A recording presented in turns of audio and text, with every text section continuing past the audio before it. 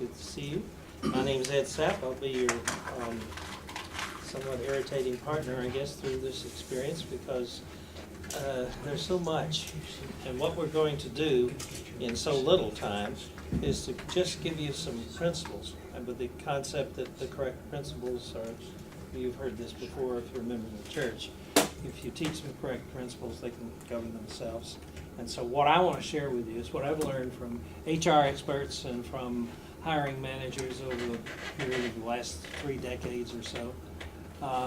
One of the weird things about writing resumes is that when you go to look up how to do that, you find all sorts of advice from people who write resumes. But you don't find much advice from the people who receive resumes and read them and make decisions about who to hire. Now, is anybody here tonight that's been in the HR business and has looked at resumes? 1, 2. Okay, good. What do you throw out? Most of them. Most of them? Why? They're written poorly. They Okay, don't so communicate poor very writing. well. They don't communicate skills very well. So I gotta learn you up better how better to write. Okay. What else? If it's too busy, if Too it takes busy. too much time to read. TMI is the biggest complaint I get from the people that I talk to. In other words, you try to do a core dump on everybody who, on everything you've ever done. Well, I don't really care what you've done. What I want to know is, can you do what I want you to do if I'm trying to hire you? And so I need something that's targeted. There are 2 types of resumes, folks. I don't know what you've read about before, but there are 2 types. There's the broadcast type that's really good for things like Indeed.com, Monster.com, Career Builder, LinkedIn. You know, and basically there you're saying, I can do these things. Is anybody interested in anything? And that works pretty well. You know, if I'm looking for somebody, I'm going to scan through a whole bunch of these and look for the kind of talent that I was looking for. But the LDS Church, I guess it's been about 40 years ago now, did a study on missionary efficiency, and they found that if the missionaries go by pairs and knock on doors, that about 1 door in 1,000 will open and end up with the baptism. And the rest of the time, the doors are either slammed in their faces, or at least it's thank you, not interested. If you get somebody to refer you, it's probably about 1 in 33 or so back then. And I don't know how it's changed since then. I haven't seen the study since then. But if I'm getting the missionaries to come and teach you, and you have been a friend of mine for a number of years and know a little bit about me and my family, and you come over to dinner and agree to having the missionaries come over, that kind of situation, 1 in 3 join the church. So now, how do we translate that? A broadcast resume, you got about a 1 in 1,000 chance of a hit.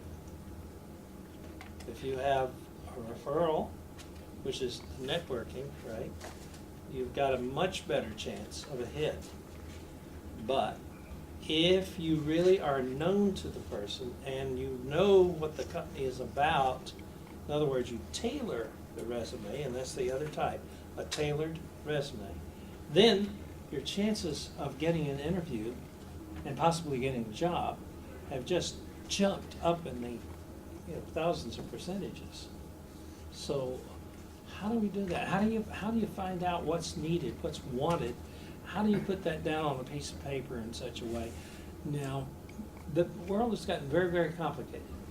If we were talking about this 30, 40 years ago, companies almost all were about the same, and they all looked for about the same thing. And one of the things that worked a decade ago was if I listed myself with an objective statement, this is what I'm looking for, and I list 15 different things that I can do. You know, I can do Microsoft Office, I can do this, that, and the other thing.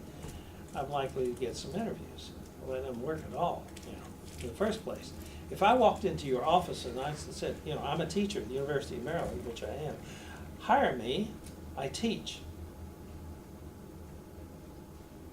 Have I impressed you? Don't most teachers teach?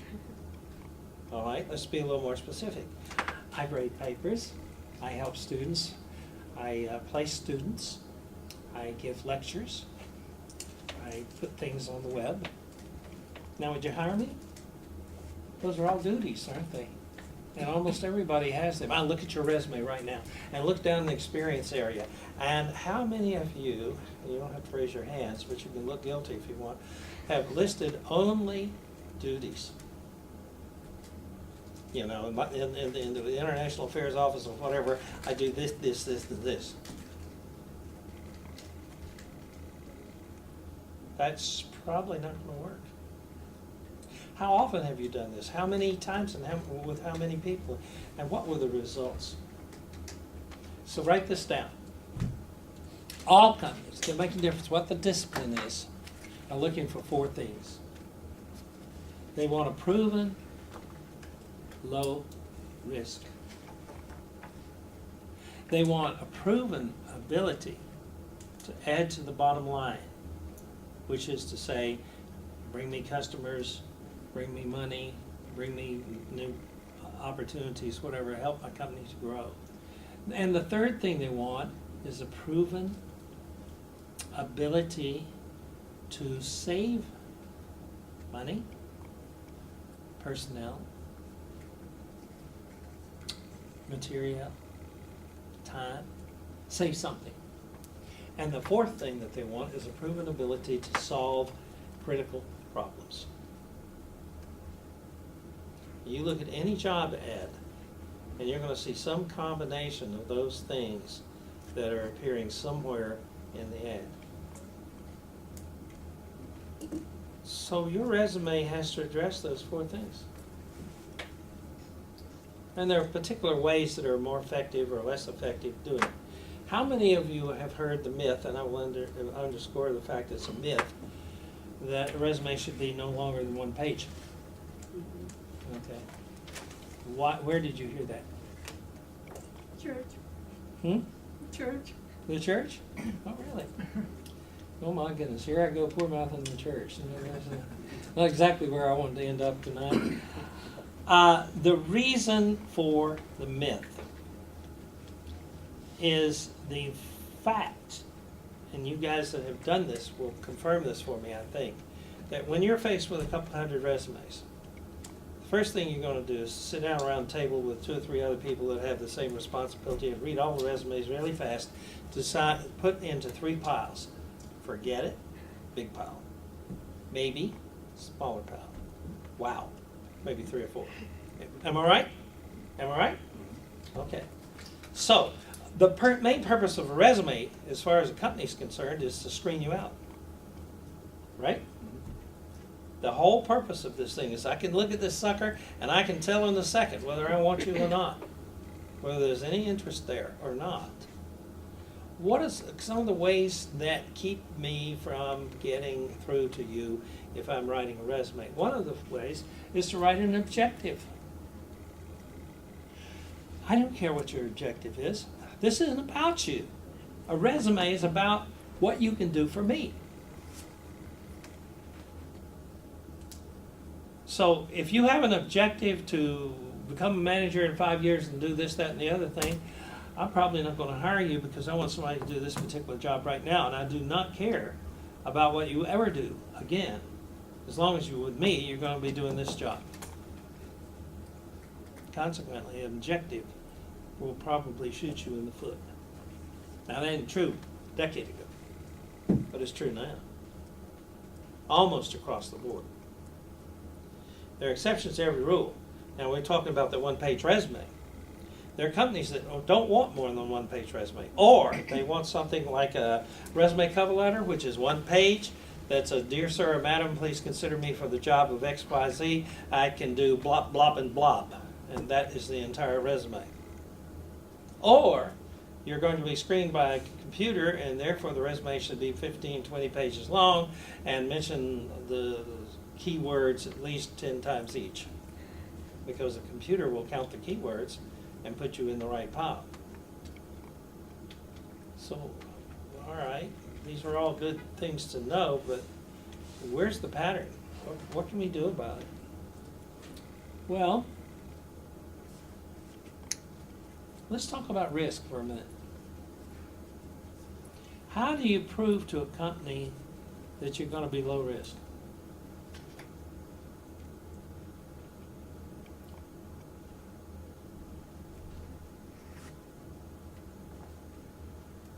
Well, let me pick on somebody. Who wants to volunteer what kind of position you're looking for right now? Yes, sir. What you looking for? Something with data analysis. With what? Data analysis. Okay. Good. You ever done that? I have some experience. Some but experience. Not particularly with that title. All right. But what kind of experience have you got? I have financial research experience. Oh, what size finances are we talking about? Particularly stocks, and particularly in Latin America. And so you're probably talking about stocks that in aggregate would be in the billions of dollars. Aggregate, not just one transaction. Yes, but what I'm talking about is the information, particular information about one particular stock or a company Okay. as part of an index, for example. All right. And so that company has a gross annual product of what? Yes, that company, let's say for example, that company's price or the stock of that company's price at a particular amount on a particular day, and we are trying to understand why is that, Right. the number of shares of that particular company. But to do that, you're going to be looking at the data from Yes. years past and months past and the same month or year before, and what's happened in South America during the last year. And so you're pulling in lots of data. Yes, How much data? it's a lot of data. A lot of data. Yes. Doesn't Let's do say, it. let's say for example, we are talking about maybe 10,000 stocks, so 10,000 companies. Okay. And you're measuring against the whole of them. And how long have you done this? Almost 10 years.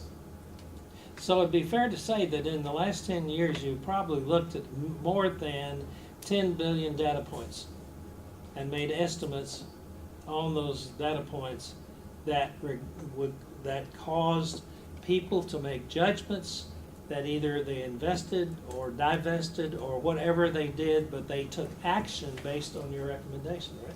Yes, you are correct. Is that in your resume? No. Is it gonna be in your resume? Now, yes. Bingo. I rest my case. You see how that cuts risk? Here's a person who worked with data for a lot of period of time, but the fact that you work with lots of numbers or lots of pieces of information, that's not a problem. That's not impressive. What's impressive is what happened as a result of your efforts.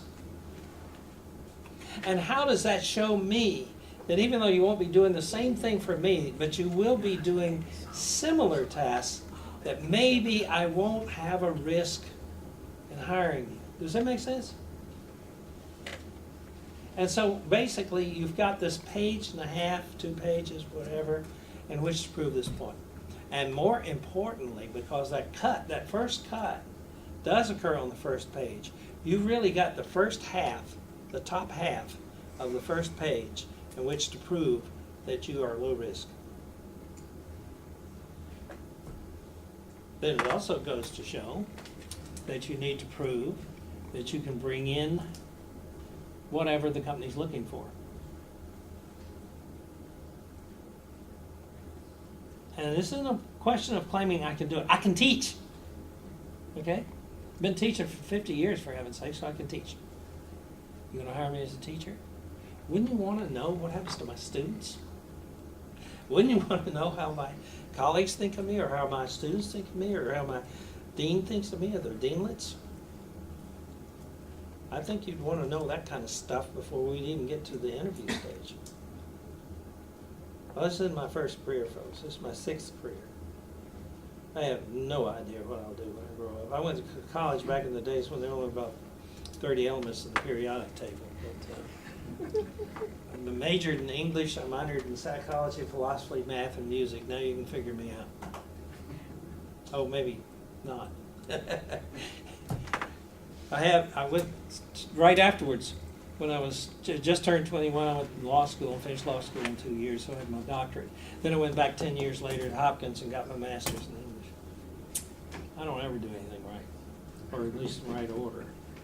And so, when you try to write a chronological resume, and you put your master's degree 10 years after, well, at any rate, it gets to be interesting. Not only that, I've got a couple other masters, but that only helps in certain ways. I have 27 years in the Air Force, including an assignment over at the Air Staff in the Pentagon, and a whole bunch of other things, and some awards and whatever. And I've been teaching, as I said, all part-time for 50 years. 1962 was when I started teaching. I've also been in the JAG, I've been in my father's law firm, I've been in the intelligence community, was in NSA for 29 years. They sent me up to the Congress, and I spent a year in the Congress as a legislative analyst for John McKay from Utah, and then for Senator Morgan from North Carolina on the Senate Select Committee on Intelligence.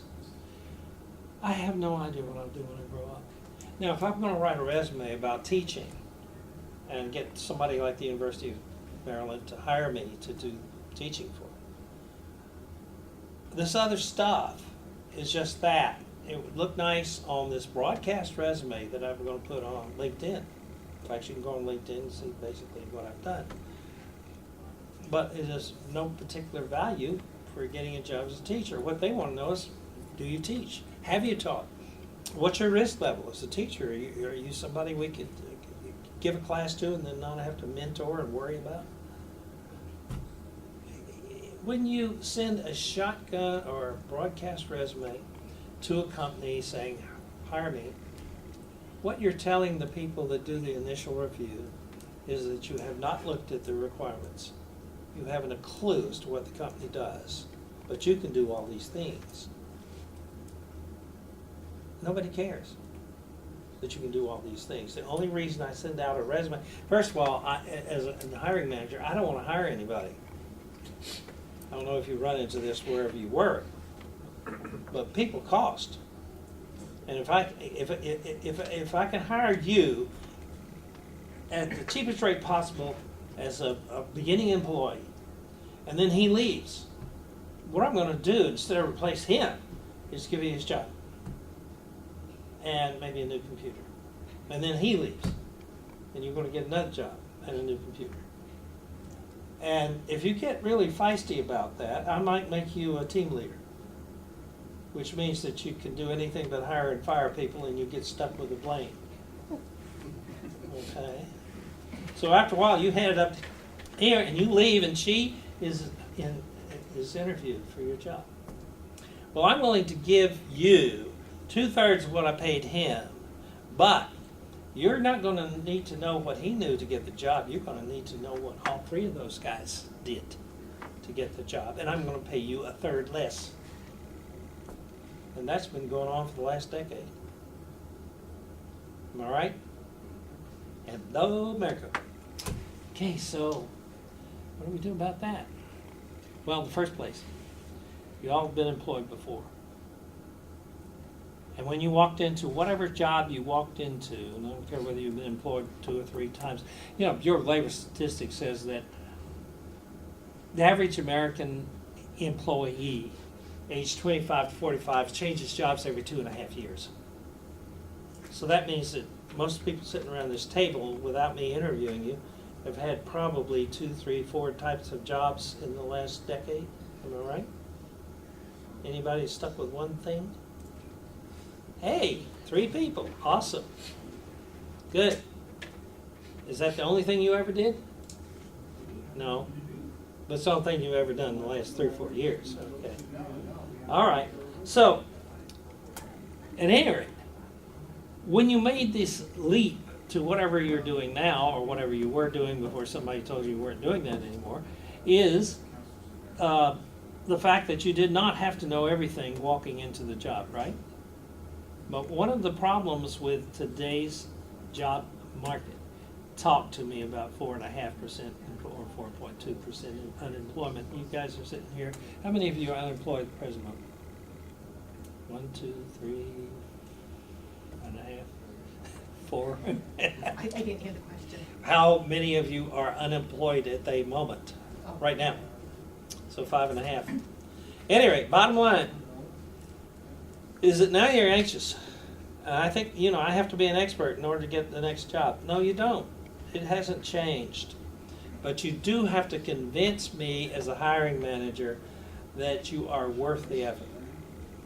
And that, I'm going to jump right to the, it's nice if you've saved money or saved something in some of the jobs, because I want to see that too. That means that your heart and soul is in the jobs that you've had, and regardless of whether that has anything to do with what I want you to do or not, it means that you're likely to be successful with me. But the thing I'm really looking for is somebody that solves problems, because believe me, the modern company has problems they never had a decade or so ago. Anybody in construction? I had a student in my class at the University of Maryland a couple summers ago. He was a regional representative for what's the name of the company? It's not Home Depot, the other one. Lowe's, that's right. Brain's gone. Terrible thing. When your brain goes, when you're older, there's more that's terrible, but I don't remember what that is. Well, anyway, the bottom line is that this fellow from Lowe's was a regional representative for the Eastern United States. And so he asked the class, he says, how many times in a given period do you think we reprice a 2x4, which is sort of the basic building tool? What do you think? How many times does Lowe's change the price on a 2x4?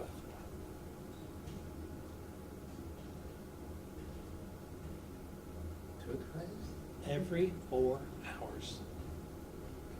They have shoppers, secret shoppers in all the other departments, and they keep getting these reports on whatever these 2x4s are selling for. So to be competitive, they'll drop the price.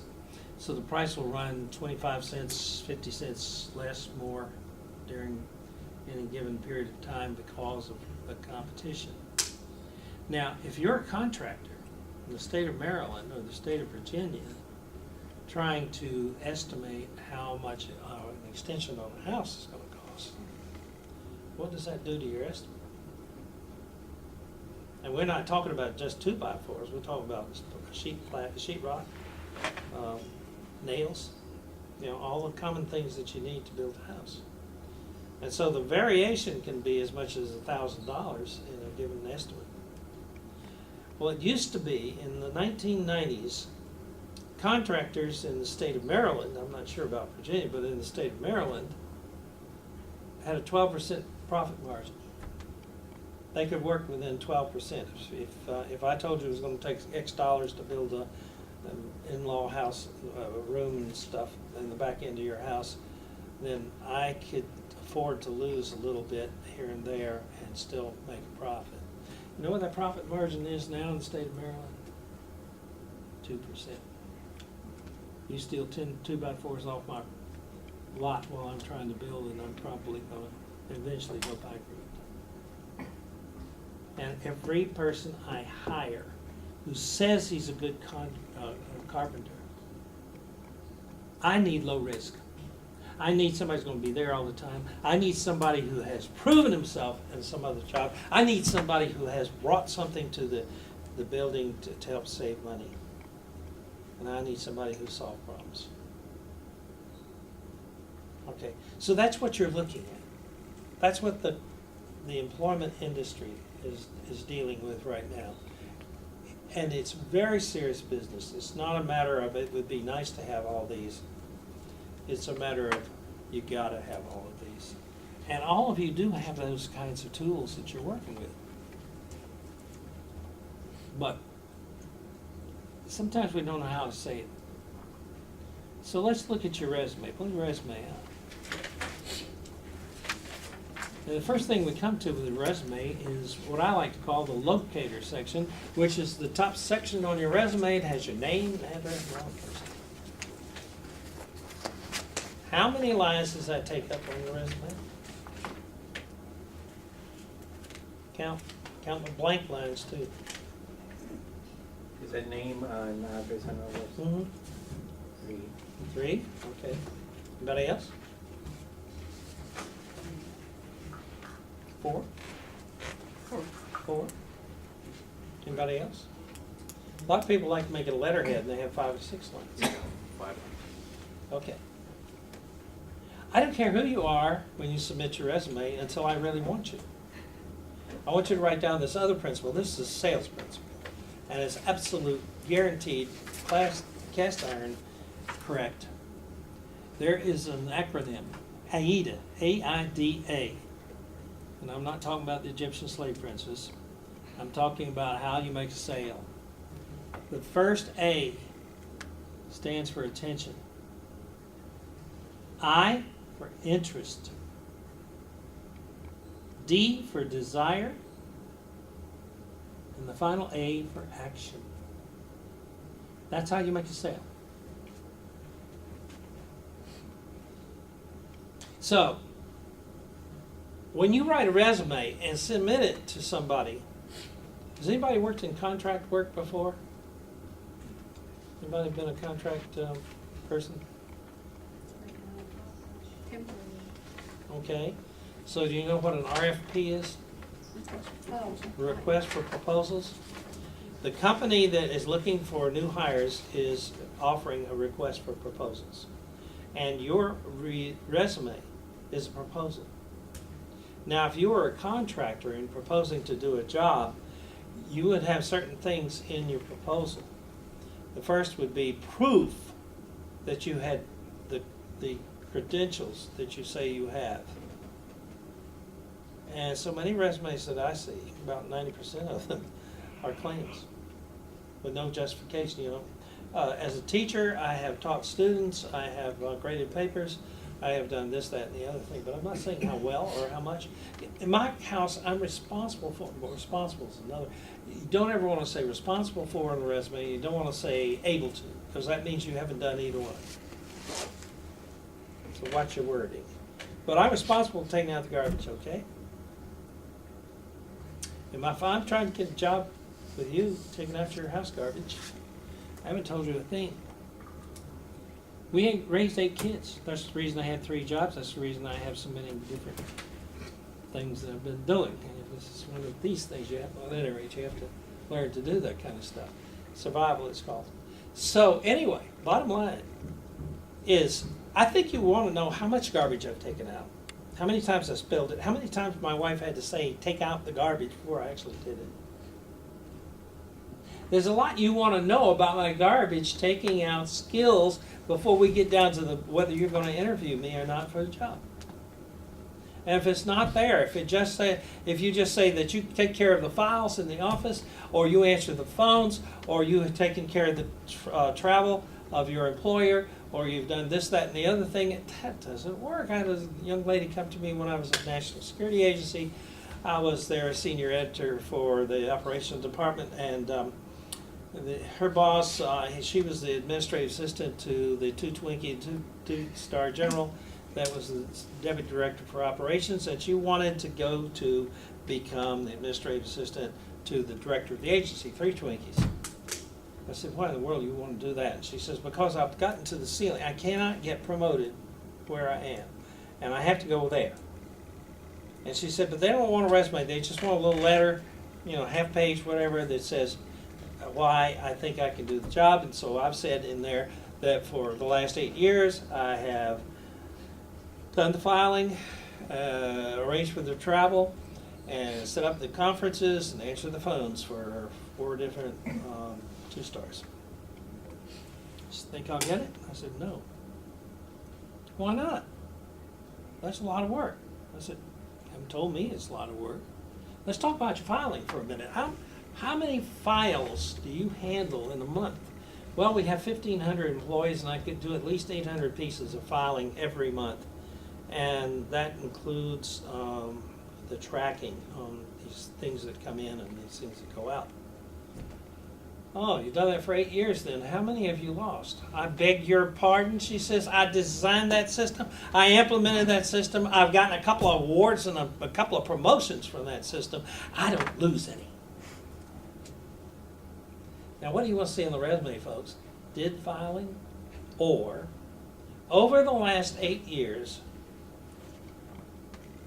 handled, developed, created, implemented filing system that has handled over 750,000 pieces of correspondences with no lost or delayed or late filings. Earning 2 cash awards and 2 promotions. Did filing? Does that work? That don't work. Because anybody who files does filing.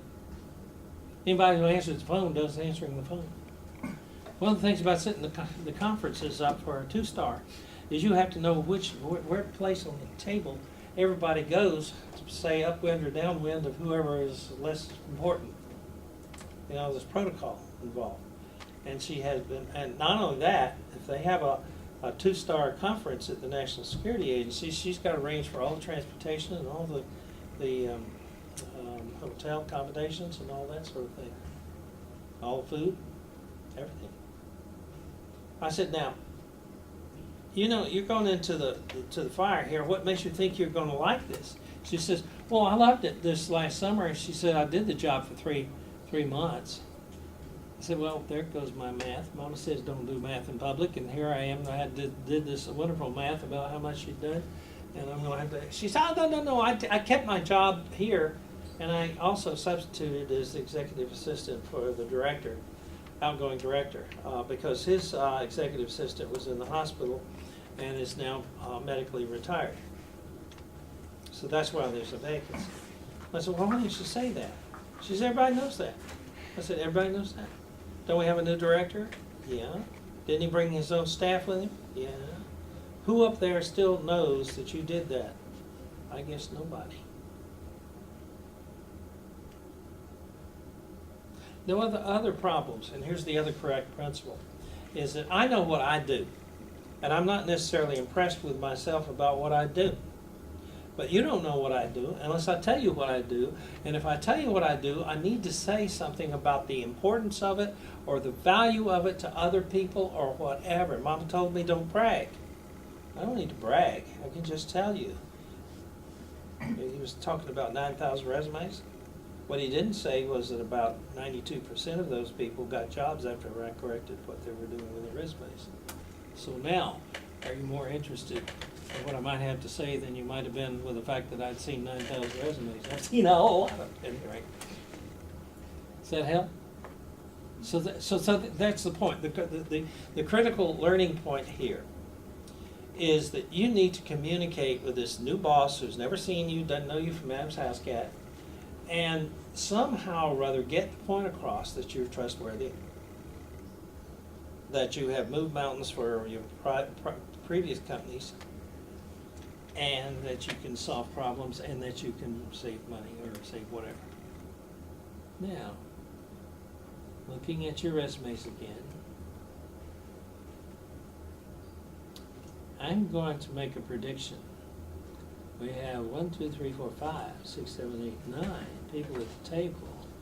And I'm going to suggest to you that out of these 9 people at the table, there are at least 7 of you that have nothing in your resume about ever getting a promotion, bonus, salary increase, or accommodation of any kind from your boss. Prove me wrong.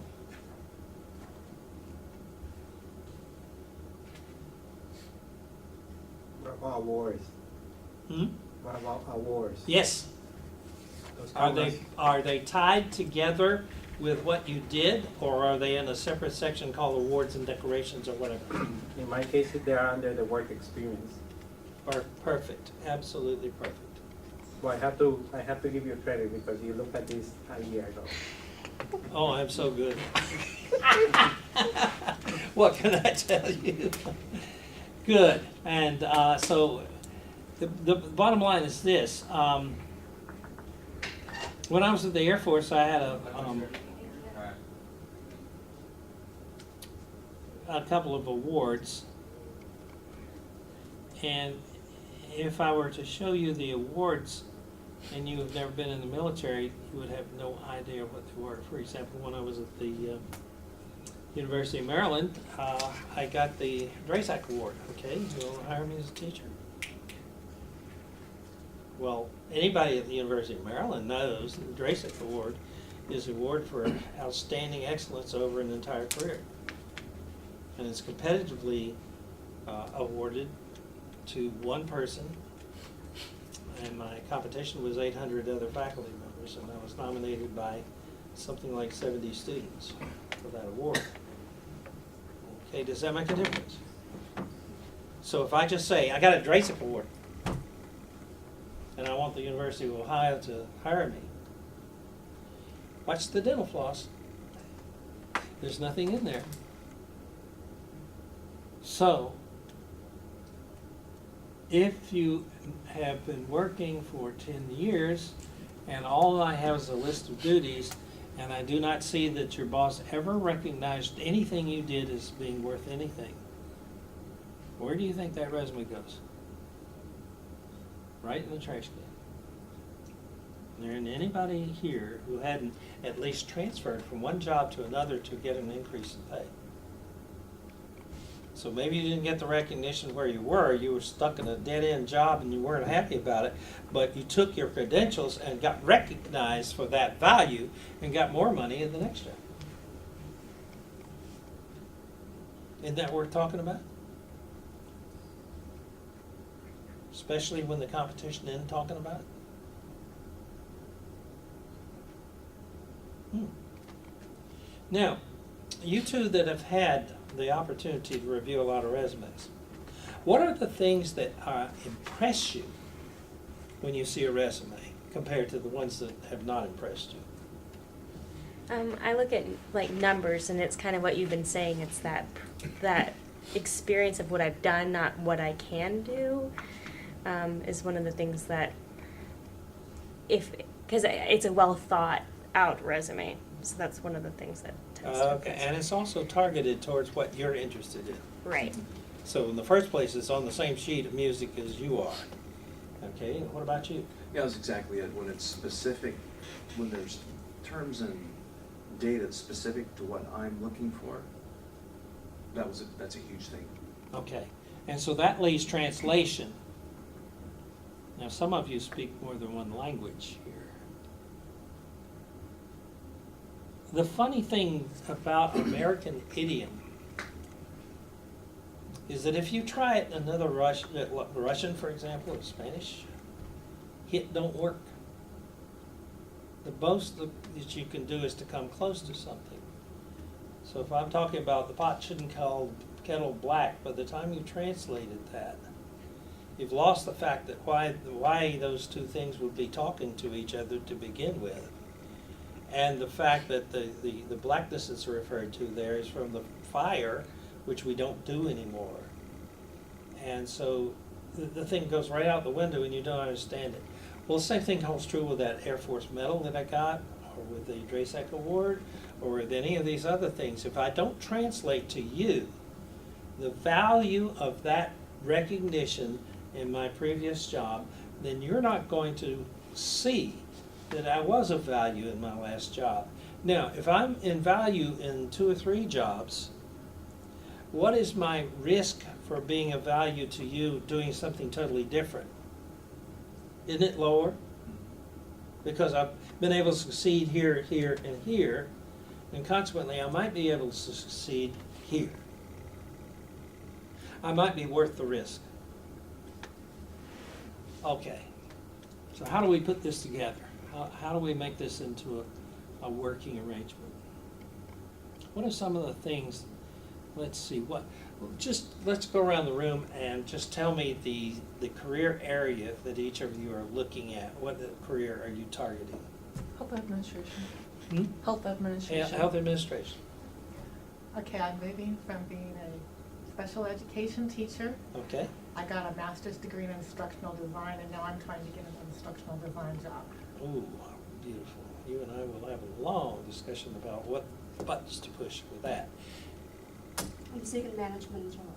Management, Management. okay. How about you? Financial analytics. Financial Analytics. analysis, okay. And you, sir? Intelligence analyst. Ah, good, all right. I are one of them. Okay, yes, sir. Data analysis, I mentioned that to you earlier. Right, and you? Multi-unit operations. Okay. IT application support.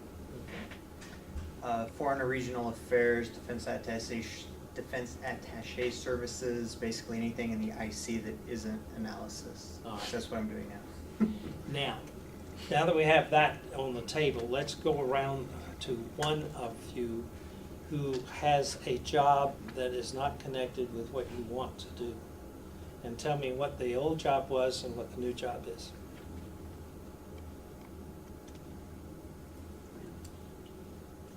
I'm doing iPhone support right now. Have nothing to do with my last job. My last job, I was in a management role, human resources, finance, and finance administration. Mm-hmm. Finance administration. And you want to go back into management. But what did you do with your iPhones?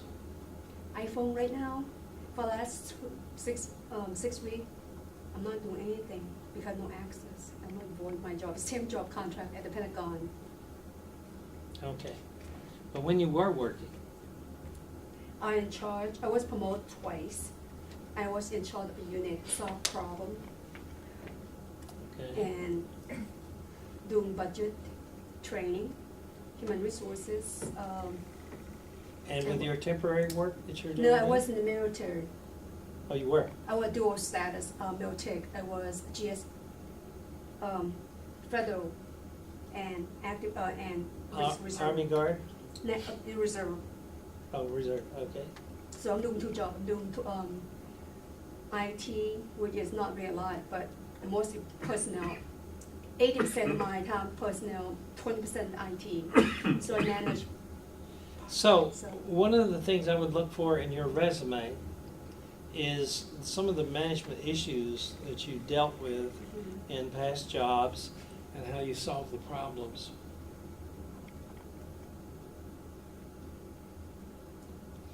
There's a fine line in management, and it depends on the kind of company you're going with.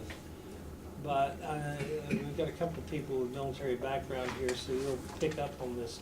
The definition of a leader as opposed to the definition of a manager. And what you're probably going to have to do is to go look at the Career Occupational Outlook Handbook. And you find that by going to the bls.gov webpage, Bureau of Labor Statistics. And down in the left-hand corner, you'll find something you can click on, and that takes you to this Career Occupational Outlook Handbook. And what you want to do there is to look up leader. And you'll find that the wording for leader and manager are different. Yes, I did. Look at that. And then what you probably will want to do is to reshape your resume so that you use the focus of leadership. Because in some company, for example, National Security Agency, you had to have an S after your designator before you were a supervisor. And you got promotions on whether you had that S or not. But in lots of different cases, for example, if you were a team leader, you had supervisory experience, but it didn't count. But if I'm taking an experience outside the government, I'm taking it to private industry. And I tell them that on occasion I supervised a team of 100 people doing $1.4 billion budget development for the Congress for 8 years with no loss of money. That's leadership. That makes me a manager. Management does not make me a leader. Does that make sense? Actually, I did all the leading, problem solving, then management, because, Is that in your resume? no, that's the problem, I try to figure out how to put in the paper. Well, the first thing you do is you don't want, and this goes for everybody here, you don't want to worry about the length of this thing. What you want to do is to write a bullet or 2 or 10 for every job you've ever had and explain it fully. And you'll end up with something that's 10 pages long and totally worthless because you can't mess with it. So then you're going to have to say, well, this is hot, this is not. And that's, you're going to reduce things a little bit, or you're going to combine these bullets. And when you do that, here's the formula to use. Skill plus short, brief example of your application of the skill plus result. And if you do that formula for everything in your experience area and in one other area we're going to talk about, which is a summary area that you put up front, then you're almost guaranteed to get an interview. Maybe not with the first company, but you're going to hit pretty quickly on some of these job applications. I have on my head by leadership know that I'm more leader than management. But try to put in the paper and give example, that's like, I don't know how to write down there and make it short. Well, you first of all, you write it down. Now, do you have a cat at home? A cat? Hmm? Cat card? Kitty cat. No, Do you have a dog? no, Good. Do you have a neighbor who has one or the other? no. Find somebody with a cat, not a dog. The difference between dogs and cats is that dogs have masters and cats have staff. Okay? So I'm going to talk to my dog and I'm going to say, dog, when I was at the National Security Agency, I did this and this and this. And dog is going to love it. And that is absolutely worthless.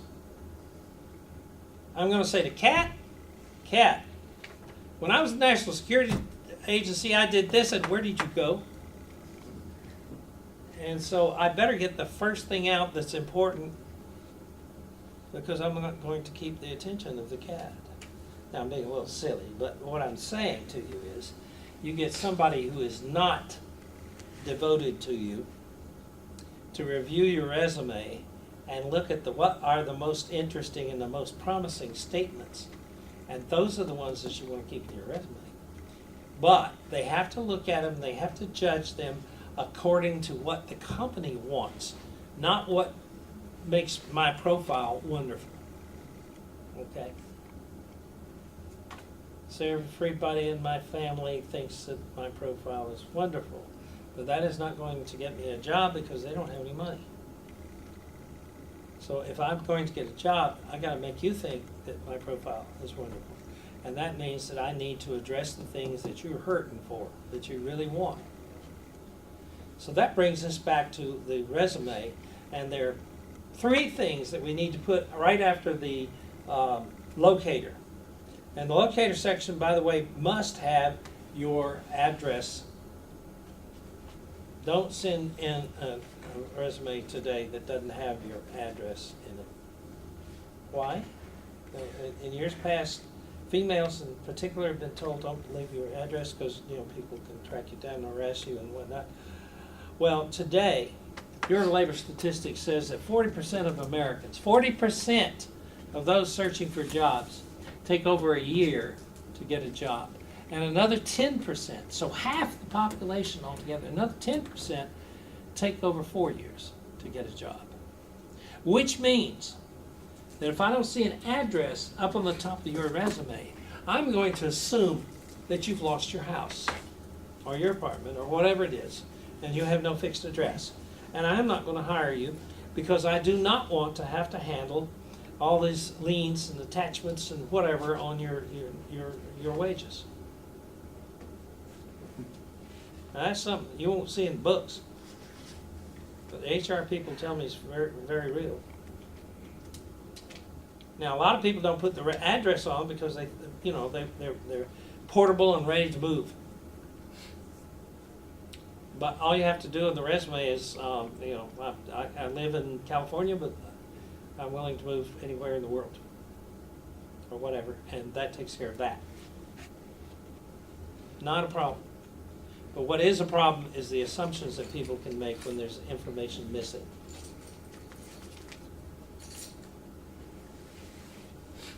Now, you have fun yet? You learned anything? What have you learned? Nothing. Point. The point. Get to the point. Yeah, Get get rid to of the point. garbage. Get to the point, and get to the point that the reader needs. Beauty's in the eye of the beholder.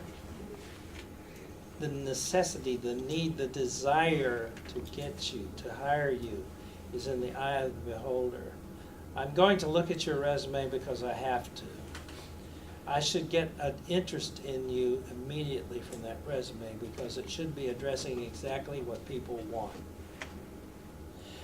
If I get that interest, it's going to generate desire. And if I really get a desire to have you in for an interview, I'm going to move heaven and earth to do it. That's where the action comes in. You don't have to do the action. All you have to do is get people moving. There's an old adage about you lead a horse to water, but you can't make him drink. But you sure can ride them hard and make them thirsty on the way in. They've got to want to do that for themselves. Two guys, used car salesmen. I'm on the lot. First guy says, "May I help you?" Guess where I'm leading? Like, no, I'm just looking. I'm going. I'm out of here. Well, that guy would not be on the used car lot if it didn't need a car. So we just lost a sale. The other one says, "I see you looking at Buicks. Any particular reason you like Buicks?" "Yeah, my daddy had a Buick." "Oh, well, this isn't your daddy's Buick. Would you like to ride it?" "Yeah, just give me your firstborn and I'll give you the keys." And so when I come back from that ride, he's going to ask me, "Tell me what you liked about the car." Now, wait a minute. Who just became the salesman? Well, I'm going to say, the ride was just out of this world. And oh my goodness, the steering, and this, that, and the other thing. Really? You really like that car? Would you like to compare it to get something else? "Oh, no, I don't think I would really like this car." Well, how can I get you in the car today? What is it you need in the way of payment? Now, I've got 15 banks I can call on, and if you tell me that you can afford $148 a month, you're going to go out of that place with a car. You may have to pay for it 15 years. You're going to go out of there with a car. And I just made an easy sale because I moved you from interest to desire to action. And that's what your resume is. They're simple principles, but the application of them is never simple because we have ourselves as our worst enemies. And one of the things that happens when you lose a job is that you have lost something. And let's look at that word, loss.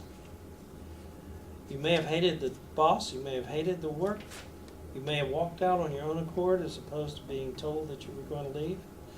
Whatever the reason, you still have a vacancy, and that's a hurt.